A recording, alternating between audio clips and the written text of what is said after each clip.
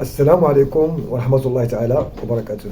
في هذه الحصة أو في هذا الفيديو غنحاولوا نتكلموا على اللائحة النهائية اللي أعلن عليها قبل قليل السيد وليد الركراكي.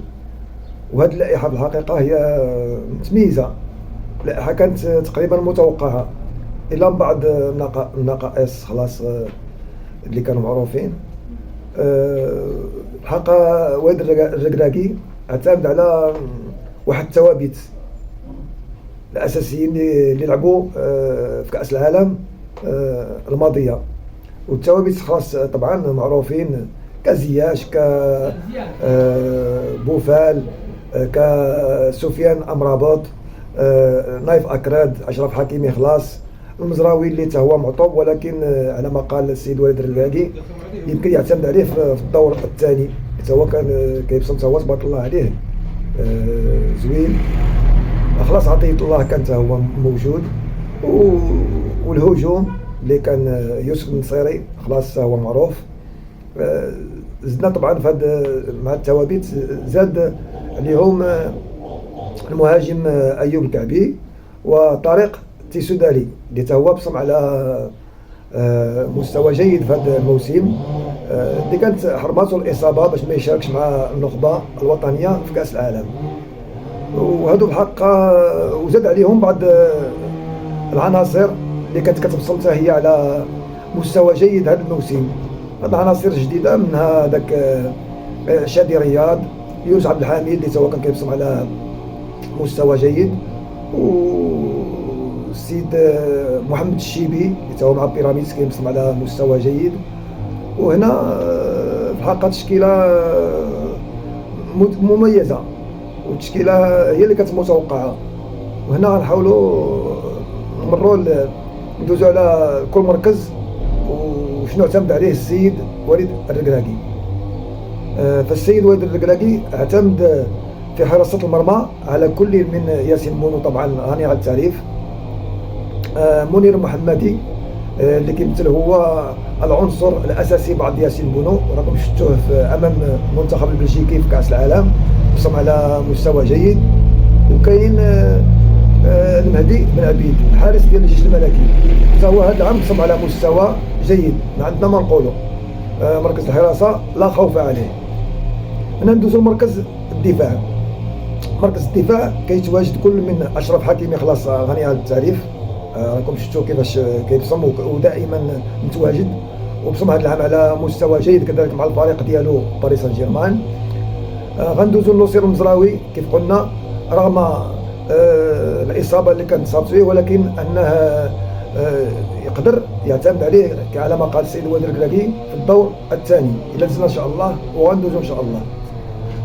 كاين يحيى عطية الله غني على التعريف، حتى هو بصم على مستوى جيد لا مع الوداد ولا في كاس العالم، حتى هو كان مستوى لا باس به. كاين سيدي نايف اكراد غني على التعريف مع ويست هام، راكم عارفين مر بموسم حتى هو زويون.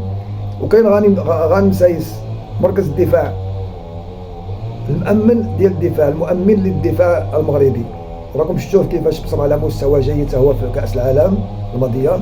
كاين يونس عبد الحميد، يونس عبد الحميد هذا عنصر جديد في الدفاع، وحتى هو كيبصم على مستوى جيد كذلك. كاين شادي رياض، شادي رياض هذا واحد العنصر شاب زوين تبارك الله، وكيبصم على مستوى جيد مع الفريق ديالو ريال بيتيس، واللي بحقيقه اسبانيا كانت باغيه تضمو للمنتخب ديالها. كاين عبد الكبير عبقار، حتى هو للضروره، وهو الى احتاجوا ان شاء الله حتى هو يلقى موجود، حتى هو كان كيبصم على مستوى جيد.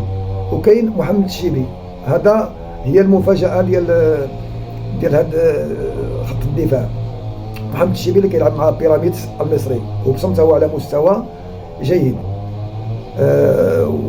والحقيقه اللي ما شفناش، اللي كانت المفاجاه اللي ما شفناش هو اشرف داري، لان هذا العام خلاص ما كانش كيلعب مع الفريق ديالو، وداكشي علاش استغنى عليه السيد ريتما السيد وليد الركراكي، ريتما يعود ان شاء الله للمستوى ديالو.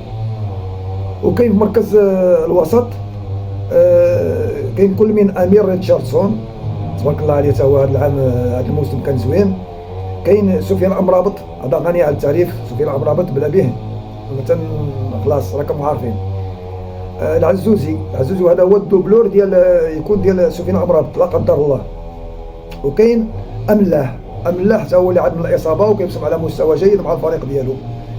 كاين بلال الخنوس هذا تبارك الله عليه ما عندنا ما نقولوا، حتى هو الدوبلور ديال املاح تبارك الله، حتى هو بصم على مستوى جيد لا مع فريقه بلجيكا ولا مع المنتخب الوطني. كاين سيدي عز الدين أوناحي النحيله، غني على التعريف حتى هو تبارك الله عليه، والله يكمل عليه والله يبعد علينا الاصابات. وكاين الصباري تبارك الله، حتى هو ما عندنا ما نقولوا، كيبصم على مستوى جيد هذا العام مع الفريق ديالو.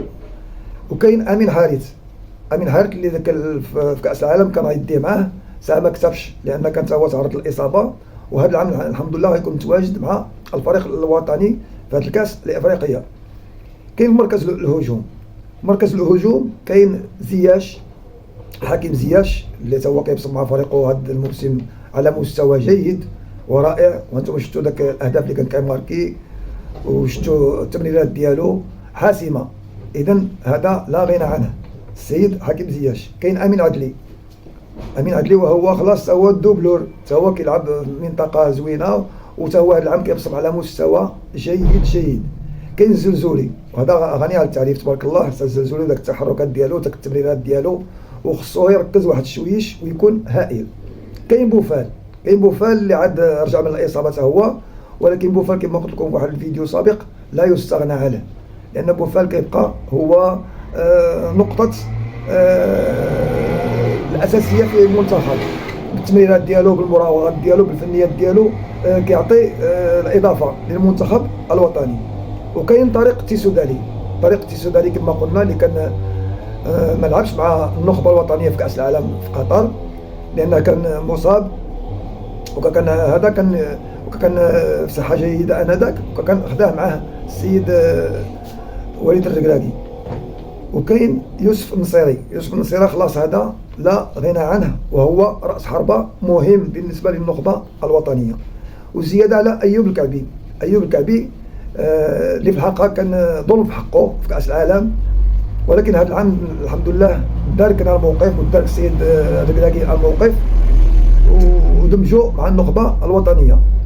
وهذو هما العناصر اللي اعتمد عليها في اللائحه النهائيه السيد وليد الركراكي، وكنتمناو على المنتخب ديالنا ان شاء الله التوفيق والنجاح، وندعو معاه ان شاء الله باش تكون كاس افريقيا متميزه ونبصموا على شي مستوى جيد كذلك.